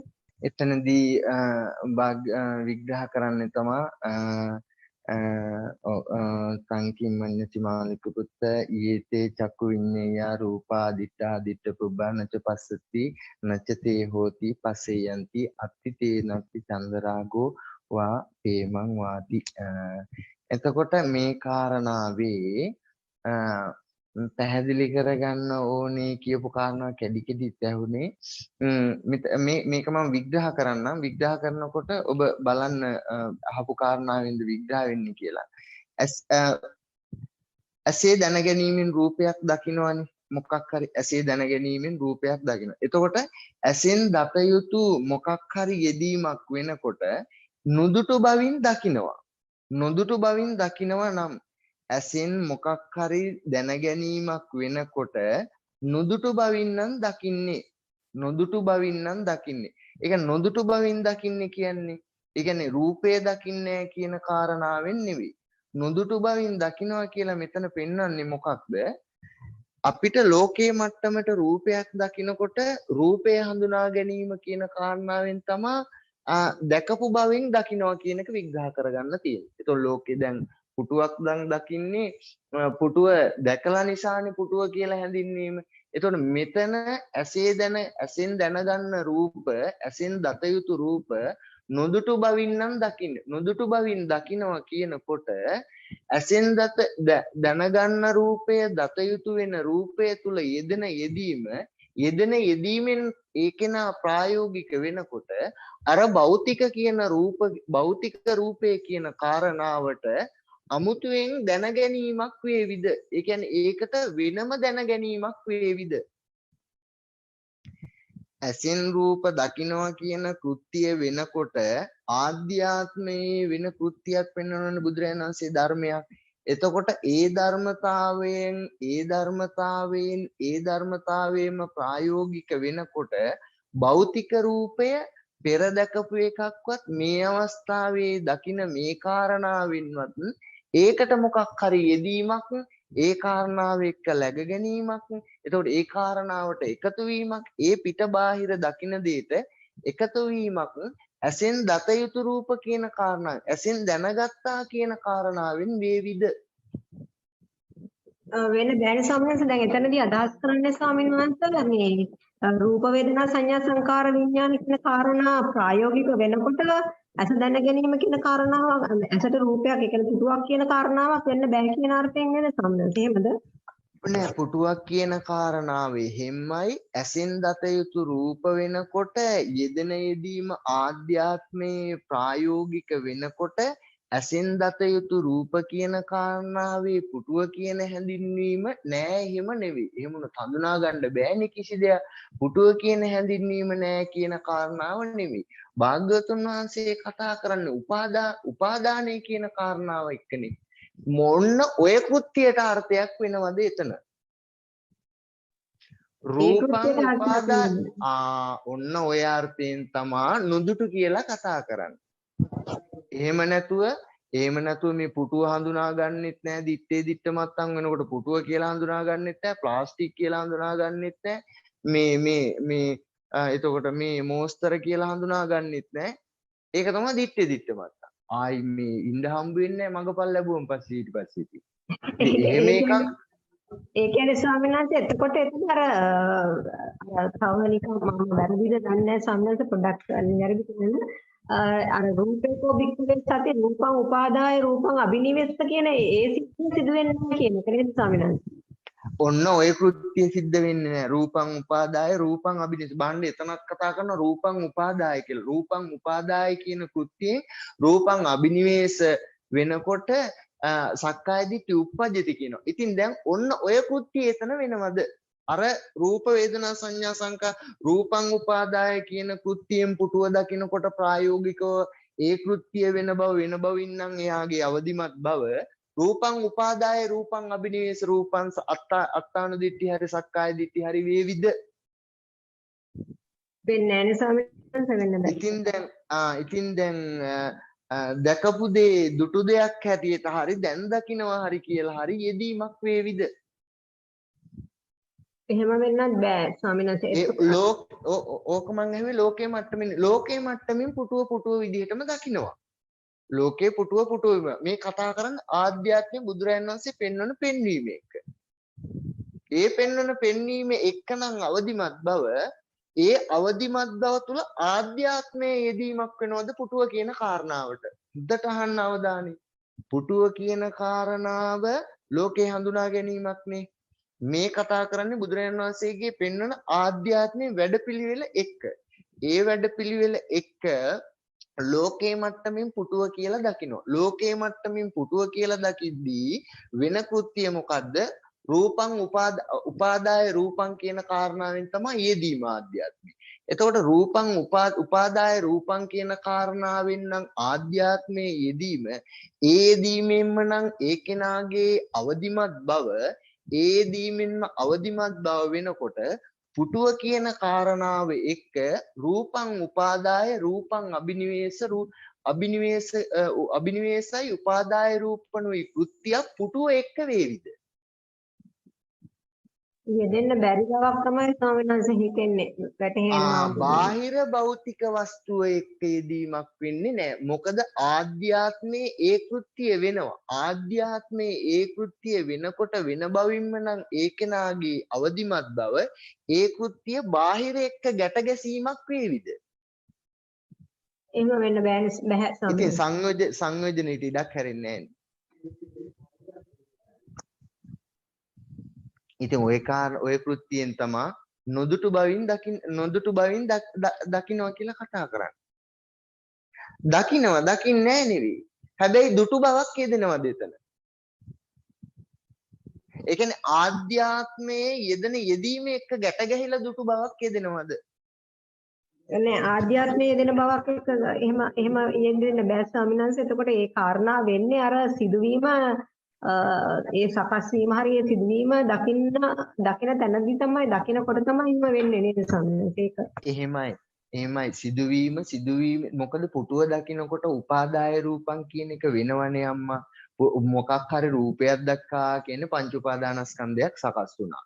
අපි එතන ඉඳන්ම කතා කරොත් එතකොට පුටුව කියන කාරණාවෙන් භෞතික කාරණාවෙන් එමුක බුදුරජාණන් වහන්සේගේ ධර්මයේ කියන තැනට එතකොට මගකින් අතහරින්න බුදුරජාණන් වහන්සේගේ ධර්මයේ කියන තැනට එනකොට භෞතික වස්තුවක් කියන කාරණාවෙන් දැකීම වෙන්නේ එතන ඉඳන් කතා කරන්න දෙන පුටුව කියන කාරණාවයි දකින්නේ. හරි පුටුව කියන කාරණාව දකින්නකොට ඇහෙන්නේ දකින්නේ මේක අපේ විග්‍රහයක්නේ ඇහෙන් දකින්නේ. හරි ඇහෙන් දකින්නකොට බුදුරජාණන් වහන්සේ පෙන්වන පෙන්වීම එක ආධ්‍යාත්මයේ යෙදීම මොකද්ද?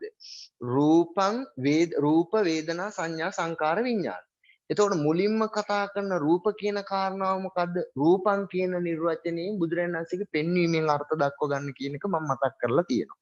එතකොට ඒ රූපං කියන කාරණාවේ උපාදාය රූපං කෘත්‍යයෙන් නම් ආධ්‍යාත්මයේ යෙදීම රූපයක් දකින්නවා කියලා වෙනකොට. මොකද රූපයක් දකින්නවා කියනවා පංච උපාදානස්කන්ධය සකස් වුණා කියනවනේ. එතකොට ආධ්‍යාත්මයේ යෙදීම උපාදාය රූපං කියන කෘත්‍යයෙන් නම් උපාදාය රූපං කියන කෘත්‍යයෙන් නම් ආධ්‍යාත්මයේ යෙදීම. ආධ්‍යාත්මයේ යෙදීම උපාදාය කෘත්‍යයෙන්ම නම් ඒ යෙදීමෙන්ම නම් එයාගේ අවදිමත් බව ඒ කෘත්‍ය බාහිර අර පුටුව දැකපු කාරණාව එක්කනේ වෙන්නේ. නිින්ද ගිහිල්ලා ඉදින වෙන්නේ පුටුව දැක්ක කියන කාරණා එකයි වෙන්නේ. එතකොට ඒ යෙදීමෙන්ම නම් අවදිමත් බව ඒ අවදිමත් බව තුල ඒ යෙදීම බාහිර පුටුවේ එක්ක ගැට ගැහිමක් වේවිද? ගැට ගැහිමක් වෙන්න බෑ ස්වාමීන් වහන්සේ.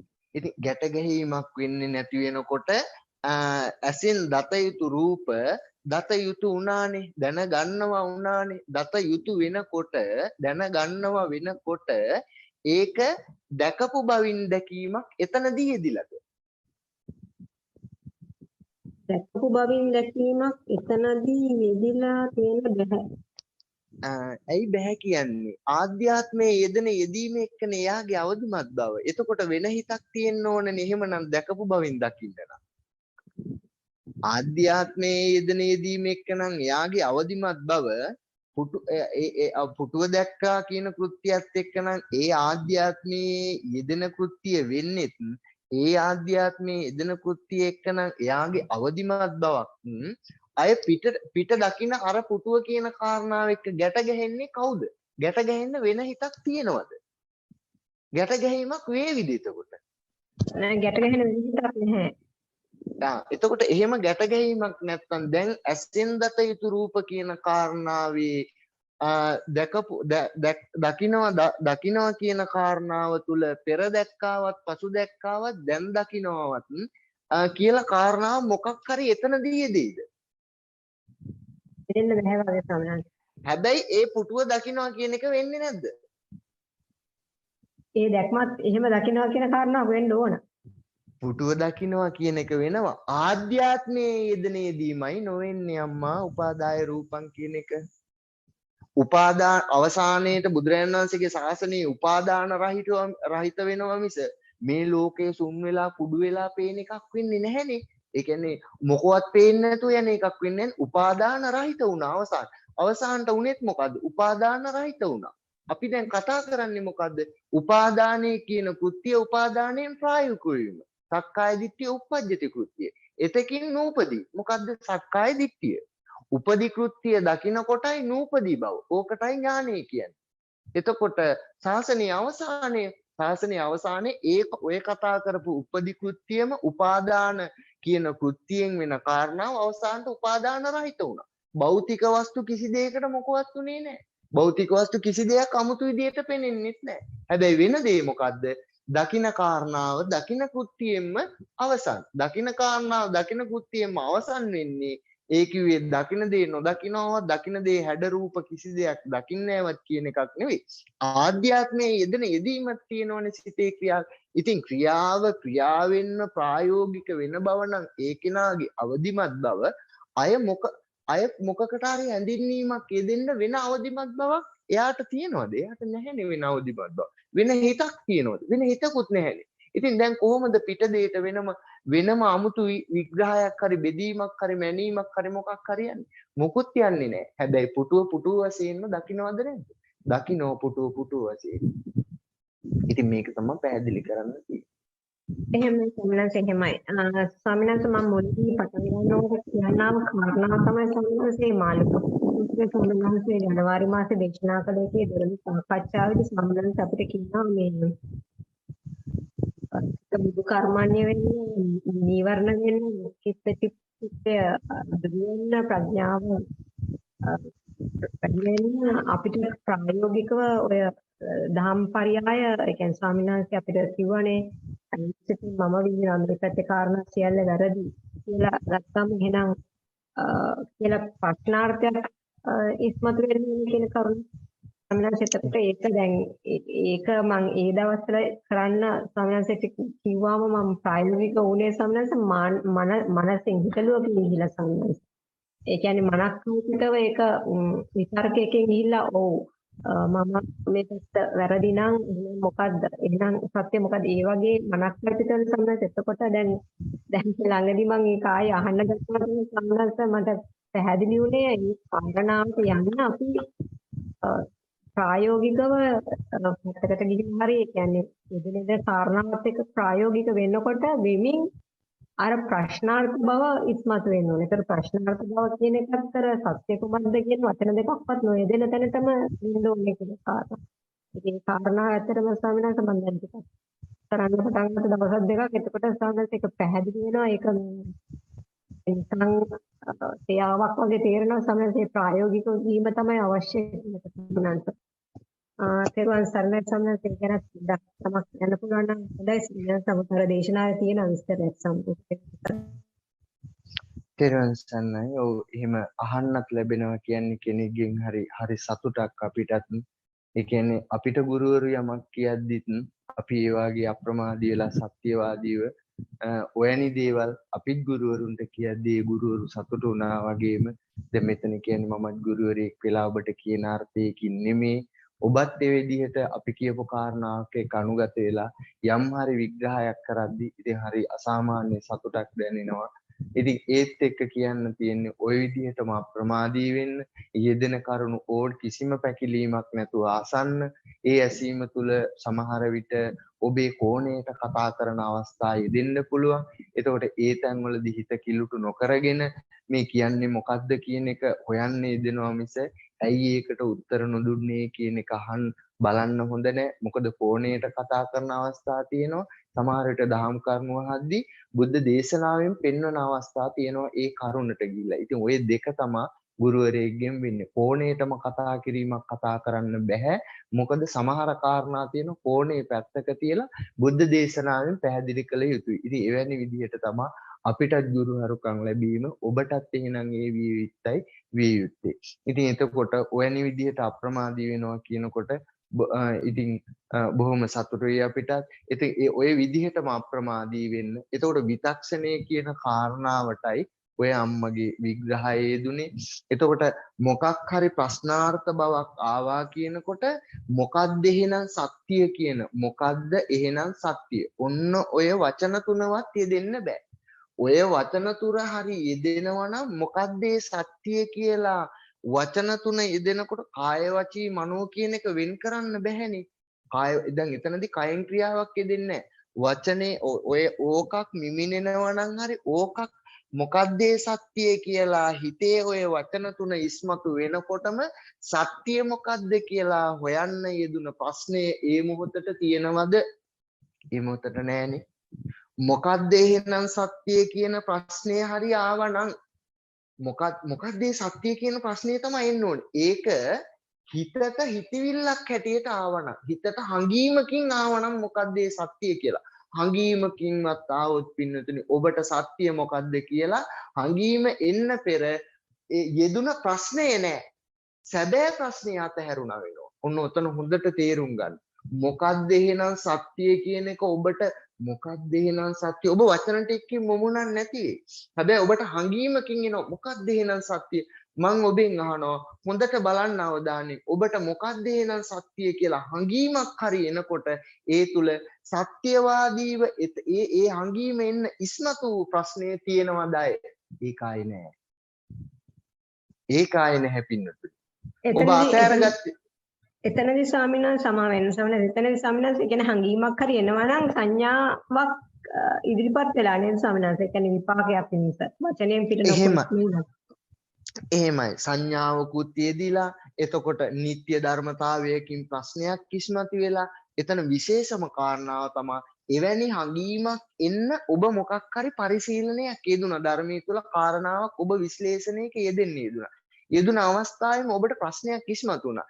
එතනදී ඔබ අර ඉස්මතු වෙන ප්‍රශ්නයටම බැස ගැනීම නොවි අනුලෝම කන්තියෙන් බැස ගැනීම නොවි සැබෑ ප්‍රශ්නේ ඉස්මතු වෙනකොට ඒ ප්‍රශ්නයට ඒ කරුණින්ම අනුලෝම කන්තියට බැස ගන්නවා කියන කෘත්‍ය වෙන විදියට බැස නොගෙන මොකක්ද එහෙනම් සත්‍ය කියන හැඟීමක් හරි ආවොත් පින්නතුනි මම ඔබ හොඳට බලන්න ඔබට අර ආව සැබෑ ප්‍රශ්නේ අතහැරුණද නැද්ද? අතහැරලා ස්වාමීන් වහන්සේ. ඒ නිසා පින්නතුනි මොකක්ද මේ සත්‍ය කියන එකක්වත් හංගීමක් දෙන්න බෑ. සැබෑවට ප්‍රශ්නේ ඉස්මතු වෙනකොට සැබෑ ප්‍රශ්නේටම නැමෙන්න.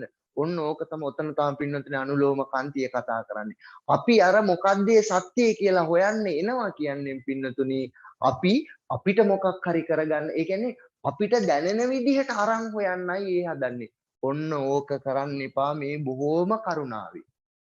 ඔය අපි මොකක්ද ඒ කරන්න හදන්නේ? ඒකට තවත් සත්‍යවාදී වෙන්න ඕනේ කියලා අමුතු එකකින් අපි ඈඳෙන්න හදනවා. මම ඈඳෙන්න හදනවා. ඒ කියන්නේ අපි තවත් අපිට තියෙන කෙලෙස් භාවයත් එක්ක ඒකට අමුතු සත්‍යවාදී බවක් දෙන්න හදනවා. දෙන්න හදනකොට මොකද්ද වෙන්නේ පින්නද? ඒ හංගීමට හරි යනකොට වෙන්නේ අර සැබෑ සත්‍යවාදී ඔබට සත්‍යවාදීව ඉස්මතු වුණ ප්‍රශ්නේ අතහැරෙනවා. ඒ නිසා ඉවන්නක් වෙන්න දෙන්න එපා. සැබෑ ජීවිතයේ දහම්පරියායක් මුල් කරගෙන චින්තනයක් වෙනකොට ඒ එදෙන සැබෑ ප්‍රශ්නේ එක්ක එතනම නැමෙනවා හැර එතනම ඉවසීමෙන් බැස ගන්නවා හැර පින්නතුනි ආයේ අමුතුවෙන් ඔබ පටන් ගන්නමක් ඒ කරුණෙන්ම පටන් ගන්න හරි කියලා ඔබ පටන් ගන්නමක් යෙදුනොත් පින්නතුනි ඔබට සැබෑ ප්‍රශ්නේ අතහැරුණා. එතනදී ඔබ මොකක්ද යොදාගන්නේ? මං කොටු කරගත්තු රාමුවට අර ප්‍රශ්නේ අරන් ඔබ ඒක නිරවුල් කරගන්න යාමකෝ යේ වෙන්නේ. නමුත් ඔබට පෙර සැබෑ ප්‍රශ්නේ ඉස්මතු වුණා. ඉස්මතු වුණේ කෝ ඔබ අතහැරගත්තා. ඒ නිසා ඒක කරන්න එපා. ඒකයි බලන්න දැන් අර විදිහට යෙදෙන සැබෑ ප්‍රශ්නේ යෙදෙනකොට එහෙම්ම අමුතු හැඟීමක්වත් නොගෙන ඒ කරුණෙන්ම නැමීම කොච්චර අසීරු කාරණාවක්. ඒ කියන්නේ ඔය වැරද්ද හොඳ දරා ගැනීමක් තියෙන්න ඕනේ. ඔය වැරද්ද එතනදි නොවෙන්න.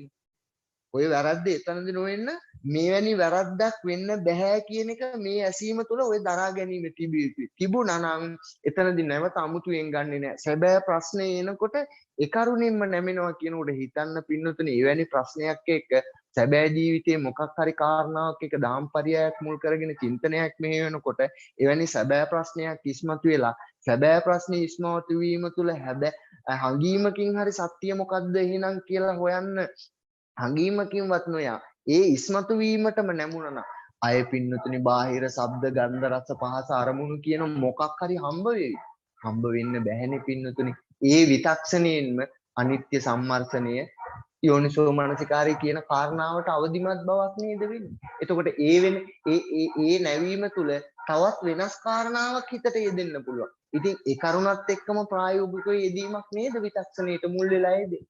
ඉතින් ඔයනි යෙදීමක් වෙනවා කියනකොට ඉතින් ප්‍රතිපදාවට නැමෙනවා කියන එක තමයි වෙන්නේ. යෝනිසෝ මනසිකාරය උත්පාදනය වුණා මඟඵල උත්පාදනයේ විය යුතුයි මඟඵල ලැබීම විය යුතුයි කියන එක පැත්තක තියන්න. ඔබ හේතු කාරණා සකස් කරනවා කියන එක වෙනවා. ඔබ සත්‍යවාදී වෙනවා කියන එක වෙනවා. අනික ඔබේ නුවණට ඉඩ හැරෙනවා කියන එක වෙනවා. මොකද ඔබ හංගීමකින්වත් යන්නේ නැහැ ඒක හොයන්න. ඔබට નિરાයාසයෙන් හෙවීමට දොර හැරුණා වෙනවා ඔබේ මනස තුල. ඉතින් ඔන්න ඔය දොර හැරෙන්න දෙන්න. එහෙම නැතුව හංගීමකින් හරි ගිහිල්ලා ආයෙ යනවා කියන්නේ පින්නතුනි සැබෑ ප්‍රශ්නේ අතහැරුණා. ඊට පස්සේ ඔබ අරමුණකින් මේ ප්‍රශ්නේ වෙනම ගන්න ඕනේද නැද්ද? අරමුණකින් වෙනම ගන්න ඕනේ. දැන් සැබෑ ජීවිතයේ යෙදුණු ප්‍රශ්නේ ඒක නෑ. හැබැයි ඒකම ගත්තේ ඔබ අරමුණකින්. දැන් ඉතින් ධම්මඤ්ඤත්වා එක ධම්මාරම්භන එක දිගට හැල්ල හිත ගියයි. අතනදී ඔබ මේ විදිහටම ඒ කරුණින්ම නැමුණා නම් ධම්මඤ්ඤත්වත් නැහැ, සත්‍ය හොයනවත් නැහැ, මොකද්ද සත්‍ය කතාවකුත් නැහැ. සිත මුදු කර්මඤ්ඤ වීම ඒ කෘත්‍යයෙන්ම වෙනවා. එහෙමයි. තෙරුවන් ඒ සාමාන්‍යයෙන් ඉතින් එතකොට ස්වාමීන් වහන්සේ කාරණාව ජීවිතයේ ප්‍රායෝගිකව මේ කරන්න ඕනේ ස්වාමීන් වහන්සේ මෙතර දෙවෙන්නේ. එහෙමයි. නිතර දෙවේලේ පුරුදු කළ යුතු. ඒ කියන්නේ අපි පැයක් එකමාරක් දෙකක් විතරක් නෙවෙයි දහම් පරයයවල් මුල් කරගන්න මේ ඇහුණ කාරණා මුල් කරගෙන මේවා එකතු කරගෙන මොකවත් Taman නම් සත්‍යයක් හොයන්න හදන්න එපා. කියන්නේ අපි සම්බුදු නෙවෙයිනේ. අපි මොනවා හරි සත්‍යයක් හොයන්න දහම් පරයයක් මුල් කරගෙන ඔබ චින්තනයේ මේවන්න. එතකොට දහම් පරයය මුල් කරගෙන චින්තනයේ මෙහෙ වෙනකොට ඔබට පසුපසට එදෙයි ඔබේ ජීවිතේ කාරණාව. එහෙම නැතුව ජීවිතේ කාරණාව පෙරටු කරගෙන ඒකට පිටිපස්සේ බුදුරජාණන් වහන්සේ ධර්මයේ දාගෙන අරක පිරිසිදු කරගෙන යන්න හදන්න එපා. බුදුරජාණන් වහන්සේ දෙවිනියට දාගෙන බුදුරජාණන් වහන්සේගේ පරයය පෙරටු කරගන්න. පෙරටු කරගන්නකොට ජීවිතේ යෙදීම වෙයි. ජීවිතේ යෙදීමෙන් ඔබට සත්‍ය හම්බ වෙයි. එහෙම නැතුව ජීවිතේ යෙදීම මුල් කරගෙන ඒකට බුදුරජාණන් වහන්සේගේ පරයය දාලා මොකක් හරි කරන්න හදන්න එපා. බුදුරජාණන් වහන්සේ කිව්ව ධර්මයක් මුල් කරගෙන හිතන්නේ දෙන්න. මේ අහුණ විග්‍රහයක් මුල් කරගෙන හිතන්නේ දෙන්න.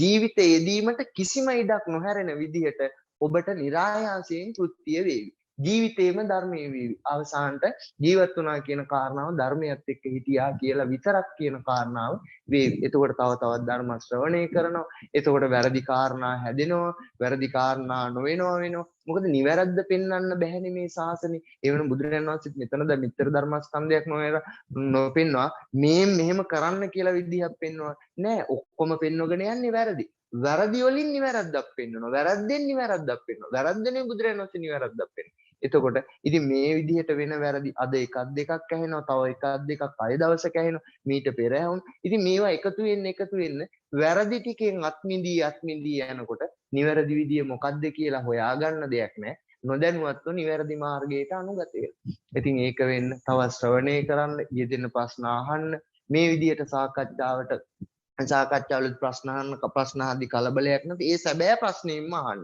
කිසිම කලබලයක් සැබෑ ප්‍රශ්නෙින්ම අහන්න. ඉතින් ඒත් එක්ක අනුගතව ජීවිතේ කටයුතු කරන්න. ජීවිතේ ඇත්ත හොයන්න. ජීවිතේ සත්‍ය තමයි හෙවි යුත්තේ. ජීවත් වෙනවා කියන කාරණාව මොකද්ද කියලා තමයි හෙවි යුත්තේ. හැබැයි ජීවත් වෙනවා කියන කාරණාව හොයන්න යනකොට ජීවත් වෙනවා කියන කාරණාව පෙරටු කරගෙන හොයන්න යන්න එපා. ජීවත් වෙනවා කියන කාරණාවෙන් තමයි බුදුරජාණන් වහන්සේ මේ මුළු ධර්මස්කන්ධයම පෙන්වලා තියෙන්නේ. හැබැයි ජීවත් වෙනවා කියන කාරණාවෙන් ධර්මස්කන්ධයක් පෙන්නකොට ධර්මස්කන්ධයේ පිටින් බලනකොට පේන්නේ ජීවත් වෙනවා කියන කාරණාවෙන් අපේ කාරණාවලින්ම තමයි මේ කියලා තියෙන්නේ කියලා. හැබැයි එහෙමනම් ඇයි අපි ජීවත් වෙනවා කියන කාරණාවක් මුල් කරගන්නේ? බුදුරජාණන් වහන්සේ පෙන්වලා තියෙන ජීවත් වෙනවා කියන කාරණාවෙන් නම් ධර්මයේ. බුදුරජාණන් වහන්සේ පෙන්වලා තියෙන ජීවත් වෙනවා කියනත් කියලා වෙන කෘත්‍යයෙන් ධර්මයේ පෙන්වලා තියෙද්දි. හැබැයි බුදුරජාණන් වහන්සේ පෙන්වලා තියෙන ජීවත් වෙනවා කියන කාරණාවෙන් ධර්මයක් පෙන්වලා තියෙනවා. ඒ පෙන්වන ධර්මයට අනුගත වෙනකොට ජීවත් වෙනවා කියන කාරණාව නොලැබී ඒකෙන් ඉක්මවීම වූ ඊතර වීම කියන කාරණාව ලෝකෝත්තර කියන කාරණාවට යොමු වීමක් වෙන විදිහටයි බුදුරජාණන් වහන්සේගේ පෙන්වීම පෙන්වලා තියෙන්නේ. එතකොට අමුතුවෙන් අපිට ජීවත් වෙනවා කියන කාරණාවක් මුල් කරගන්න ඕනේ නැහැ හොයන්න. බුදුරජාණන් වහන්සේගේ පෙන්වීමක් එකතු කරගත්තු ගමන් බලන්න ඒ පෙන්වීම ජීවත් වෙනවා කියන කාරණාවෙන්ද නැද්ද? ඒ පෙන්වීමේ එතකොට ඒ පෙන්වීම මුල් වෙලා හොයන්නේ එදෙනකොට ජීවත් වෙනවා කියන කාරණාවත් නිෂ්ප්‍රභා වෙලා සත්‍යයක් හොයන්න අනුගත වෙලා. අපි එහෙම නැතුව ජීවත් වෙනවා කියන කාරණාව පෙරටු කරගෙන ඊට පස්සේ බුදුරජාණන් වහන්සේ ඒකේ සත්‍යයක් හොයන්න ගියොත් බුදුරජාණන් වහන්සේගේ ධර්මයක් එකතු කරගෙන අපිට අර පෙරගත්ත නිමිත්ත යෙදෙනවමද නැද්ද? පෙරගත්ත නිමිත්ත තියෙනවා. එතකොට ඒ නිමිත්තේ සත්‍යයකුයි බුදුරජාණන් වහන්සේගේ ධර්මයෙන් හොයන්න හදන්නේ. එවන්නක් කරන්න එපා. බුදුරජාණන් වහන්සේගේ ධර්මයේ පෙරටු කරගන්න. බුදුරජාණන් වහන්සේගේ ධර්මයේ පෙරටු කරගත්තාම ඒ පෙරටු කර ගැනීමෙන් හැවෙන්නේම ජීවත් වෙනවා කියන කාරණාවේ ඇත්තයි. එහෙම නැත්නම් ජීවත් වෙනවා කියන කාරණාවේ ඇත්තක් යෙදෙන ප්‍රායෝගික අවස්ථාවේ කෘත්‍යයක් මුල් කරගන්න හදන්න එපා. කවමදාකවත් බෑ ලෝකේ ඉන්න කෙනෙකුට ජීවත් වෙනවා කියන කාරණාවේ ප්‍රායෝගික යෙදීමක් මුල් කරගන්න කවමදාකවත් බෑ. ඒක පුළුවන් මාර්ගයට බැසගත් කෙනෙකුට විතරයි. ප්‍රායෝගික අවස්ථාවේ දැන් යෙදෙන්නේ රාගයයි කියලා මුල් කරගෙන හොයන්න යෙදුනට හොයන්න යෙදෙන්නේ රාගයක් නෙවෙයි ධම්මාරම්භන අරමුණක් එක්ක තමයි මොකක් හරි හොයාගෙන යන්නේ. ඒ හොයන අවස්ථාවේ රාගේ නැහැ. ඔබ හිතන්න ඔබ දැන් රාගයේ යෙදෙනවා. රාගය මොකක්ද කියලා හොයන්න යනවා. මම දැන් අහනවා ඔබ රාගයේ යෙදුන නිසායි හොයන්න යෙදුනේ. මං අහන හොයන්න යෙදෙනකොට රාගය තියෙනවද? ඉතින් මොනවද හොයන්නේ? පොල් ගන්නවා කියන කාරණාවේ මේක මොකක්ද කියලා හොයන්න යෙදෙනවා. මං අහනවා දැන් පොල් ගන්නවා කියන කාරණාව හොයන්න යෙදෙනකොට තියෙනවද? දැන් බොරුවක් නෙමෙයි. දැන් මොනවද කරන්නේ? මොනවද හොයනව නැති දේවල් දැන්. ඉතින් ඒ නිසා බුදුරජාණන් වහන්සේගේ ධර්මයේ පෙරටු කරගෙන හොයන්න. ඉතින් මේ හැවීම තුළ අනුගත වෙන්න. ඉතින් ඒයින් ධර්මයේ කෘත්‍ය වෙන්න උපකාරයක් වේවි. එහෙමයි. තෙරුවන් සරණයි. ඕකේ වෙනස් තෙරුවන් සරණයි. අද දවසේදීත් උන්වහන්සේ ඊටමත් දවස පුරාම මම හිතන්නේ නොයෙකුත් කටයුතු වල නිරත වෙමින් විශේෂයෙන් දහම් කටයුතු ධර්ම දේශනා මෙවැනි කටයුතු වල නිරත වෙමින් සිටියත් මේ රාත්‍රී කාලයේදී ඔබ අප සියලු දෙනාගේම හිතසුව පිණිස මේ දහම් මණ්ඩපයට වැඩම කරලා අප වෙනුවෙන් මේ දහම් කරුණු සාකච්ඡා කරලා සිදු කරන ලද්දා වූ අනුපමේය මෙහෙයවර වෙනුවෙන් මේ දහම් මණ්ඩපයේ රැස්ව සිටින සියලු දෙනා වෙනුවෙන්ම හෘදයාංගමව පුණ්‍යානුමෝදනා පූර්වක ස්තුතිය උන්වහන්සේට පිරිනමනවා. ඒ වගේමයි උන්වහන්සේගේ නිදුක් නිරෝගී චිරජීවනය මේ සිදු කරන ලද්දා වූ කුසල කර්මයේ පින් මහිමින්ම ඒ ආකාරයෙන්ම ඉටු වේවායි. ඒ වගේම උන්වහන්සේගේ ශාසනික මෙහෙවරත් උන්වහන්සේ අපේක්ෂා කරන ආකාරයටම උන්වහන්සේගේ වීරියත් ධෛර්යයත් ඒ ආකාරයෙන්ම ඉෂ්ට සිද්ධ වේවායි. තෙරුවනේ අනන්ත ගුණානුභාව බල තේජසින් අපි සියලු දෙනාම උන්වහන්සේට ප්‍රාර්ථනා කර සිටිමු. ඒ වගේම ඒ සාකච්ඡාව සඳහා අද දිනේ වැඩම කොට වදාළ ගෞරවනීය කොත්මඩුවේ සද්ධා විමල ස්වාමින් වහන්සේට අප සියලු දෙනාම පුණ්‍යානුමෝදනා පූර්වක ස්තුති පිරිනමමින් ඔබ වහන්සේට දහම් සාකච්ඡාව අවසන් කිරීමට ගෞරවයෙන් යුතුව ආරාධනා කර සිටිනවා. අවසරයි ස්වාමීන් වහන්සේ. තෙරුවන් සරණයි. ඔව් අද දිනත් ඔබ අප සියලු දෙනා එකතු වෙලා මේ ශ්‍රවණය කරන්නට සාකච්ඡා කරන්නට යෙදුනේ භාග්‍යවතුන් වහන්සේ දේශනා කොට වදාළ උතුම් ශ්‍රීමක බුද්ධ වචනයෙන් කාරණා කීපයකුයි ඒ ශ්‍රවණය කරන්නට යෙදුනේ. ඉතින් මේ ධර්ම ශ්‍රවණය තුළ රැස් වූ කුසලයේ ඔබටද මටද සාත්‍යයි. ඒ රැස් වූ සියලු කුසල සම්භාර ධර්මයන් පළමුවෙන්ම ඔබවත් අපවත් මේ සමුද ශාසනයත් ආරක්ෂා කරන්නා වූ පින් කැමැති සතරවරම් දෙවියන් ඇතුළු සියලු දෙවි දේවතාවුන් වහන්සේලාට අනුමෝදන්ව වෙත්වා කියලා දෙවියන්ට පින් අනුමෝදනා කරමු. ඒ වගේම මාහට මේ විදිහට ධර්ම දේශනා පවත්වන්නට ආරාධනා කර ලැබූ ඒ අම්මා එක් සිටීද ඒ සියලු දෙනාටද ඒ වගේම ස්වාමීන් වහන්සේට දන් පැන් පූජා කරමින් පහසු විහරණ සලස්සමින් කටයුතු කාරණා කරන ඒ පින්වන්ත සියලු දෙනාටද ඒ වගේම විදේශගතව යම් අයෙක් ස්වාමීන් වහන්සේට උපකාර කරන්නේද ඒ අයටද ඒ වගේම මේ ධර්ම දේශනාවල මූලිකත්වයේ ධර්මින් තාක්ෂණික මූලිකත්වයේ ධර්මින් කටයුතු කරන ඒ නිශාන්ත මහත්මයා ඇතුළු පවුලේ සියලු දෙනාටද ධර්ම ශ්‍රවණය කළ ඔබ සියලු දෙනාටද මේ සියලු දෙනාටම උතුම් දහමින් සැනසීම පිණිසම මේ ධර්මානුශාසනා කුසලය හේතුපනිශ්‍රයක්ම වේවා කියලා අදිෂ්ඨාන කරගම්. හැම දිනාටම තෙරුවන් සරණයි.